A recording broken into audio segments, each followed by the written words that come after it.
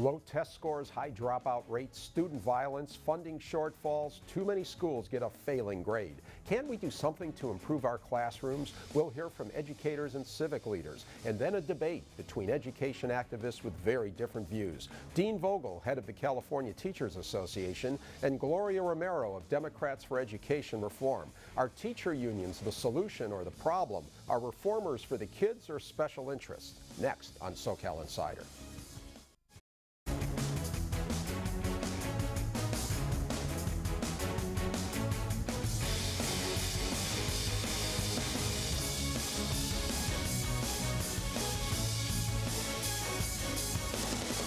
Well, hi, I'm Rick Reef, and welcome to this special education edition of SoCal Insider. We'll be examining the state of California's K-12 classrooms and how to make them better with two of the leaders in the education debate, former state senator and education reformer Gloria Romero and Dean Vogel, president of the state's largest teachers association. Both have taught class, both are passionate about education, but their views on key issues like teacher evaluations, charter schools, parent triggers, and the role of unions are much different.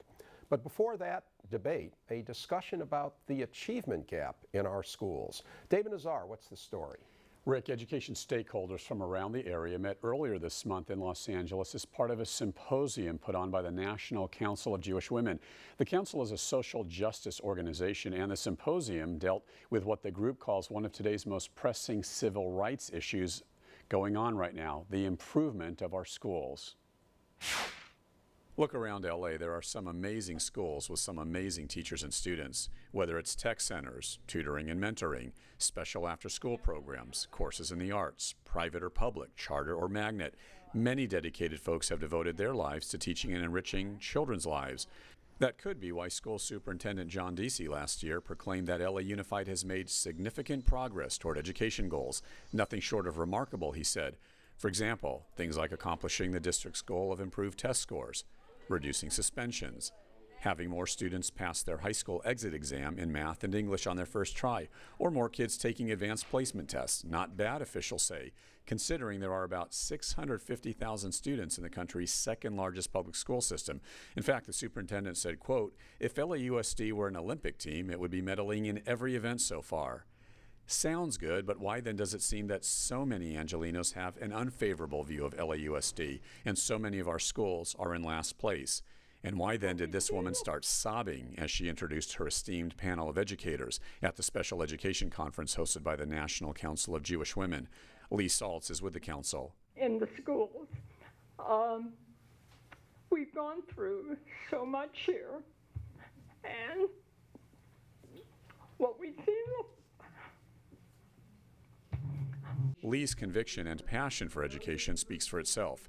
As she continues speaking, so does her frustration. What you see is that the young people in the Los Angeles Unified School District who are left in the schools, who have not gone to charter schools, who have not had an opportunity, who parents don't have money to send them to private schools, are left in a district that doesn't have money, is playing the blame game for everyone as to who is responsible for the fact that the state of California is 47th in the nation in education. 47th in the nation in education funding. Maybe that's part of the reason why on closer inspection, LAUSD also has failing schools with failing grades, student and teacher alike. Teachers a district can't get rid of, overcrowded classrooms that are falling apart, students dropping out at alarming rates, no teacher-parent interaction, kids trading books for drugs and guns, the list goes on and on. Problems that Marquise Harris Dawson knows all too well. He's president and CEO of Community Coalition, a nonprofit group serving South LA. Harris Dawson says education is a way to a better life. However, he says inner city kids are at a tremendous disadvantage where schooling is concerned. I think a lot of the discussion in education reform is based on a model that assumes that kids are middle class. They're going to be two parents waiting for them when they get home from school. They're going to have a hot meal and somebody who's been through a similar education system to help them with them. That system went away 30, 40 years ago. Harris Dawson says despite the lack of state funding, there are still some fundamental problems between the haves and have-nots. We have a different system. The school system has not changed. It acts like it's a system for everybody. In fact, it's a system built for a very small minority of students that can access it. And so 8 to 3 day, for example, doesn't exist because most people's parents work at least 7 to 5, and then it takes an hour to get home because we have an antiquated transportation system. And so there are real basic fixes that can be made, and probably more sophisticated ones that educators can guide us on, that can bring our education system into the 21st century. Nancy Ramirez is familiar with the urban setting, which in many areas of LA is predominantly Hispanic. Ramirez is a civil rights attorney for the Mexican American Legal Defense and Educational Fund, or MALDEF. Ramirez and her organization fight for equal education and opportunities for Latino kids. And over the years, that hasn't been an easy task. The organization has been grappling with a multitude of issues regarding Latino students and their engagement and participation in the education process at LAUSD and elsewhere. Latino kids, by the time they go to kindergarten, there's already an achievement gap. They are coming with a number of challenges that are factors to that correlate with low academic achievement. They're coming from backgrounds where there's high unemployment, there is high rates of poverty, and English is not the primary language spoken in the home. So they're already starting out behind.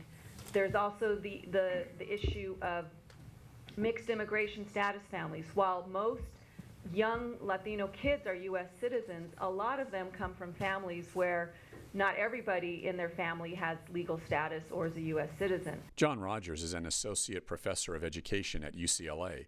Rogers is also the director of a research center at the university called IDEA, the Institute for Democracy, Education, and Access. Rogers knows well about the challenges Harris Dawson and Ramirez speak of and admits there are no easy answers. Although in the final analysis, he says funding is the real answer to some of these problems. We're at a moment now where there had been some improvement between 2004 and 2008 in the quality of conditions in California public schools and some modest improvement in funding.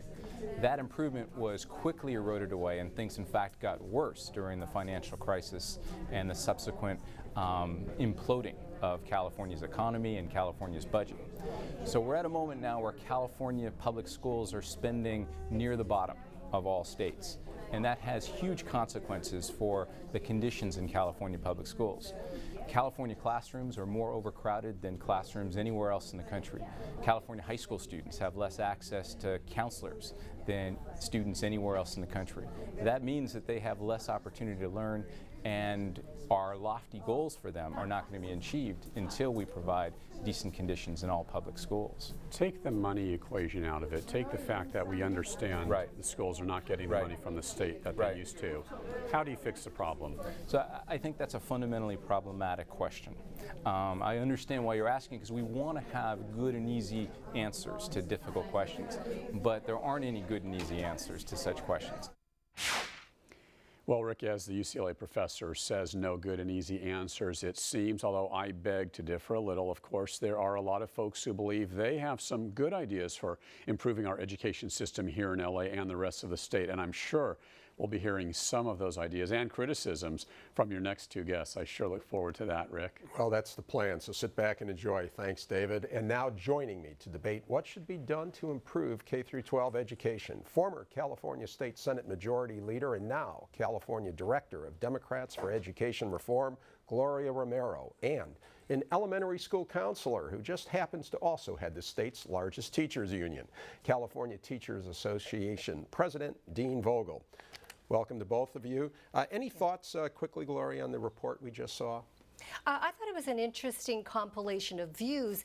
However, I do think that I heard more excuses than I think recommendations for change. So I'm looking forward to the discussion today. Dean, your thoughts. A lot of talk there about funding. We need more funding. We've lost $20 billion in the last 4 or 5 years.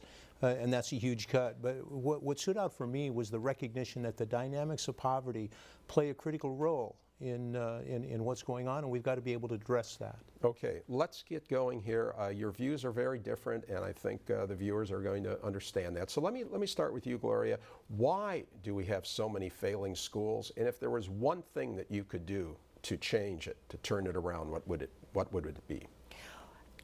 I believe that the fact is that we have so many failing schools is because of an intransigent bureaucracy that basically has just looked the other way, not only for years, but for decades, using the excuse of poverty. And I do believe it's an excuse. Every kid can learn. Learning is not related to how much money you have. If we look internationally, some of our greatest global competition is coming from countries where the average yearly income is much lower and standards of poverty are much greater than what we find in this country. So if I were to look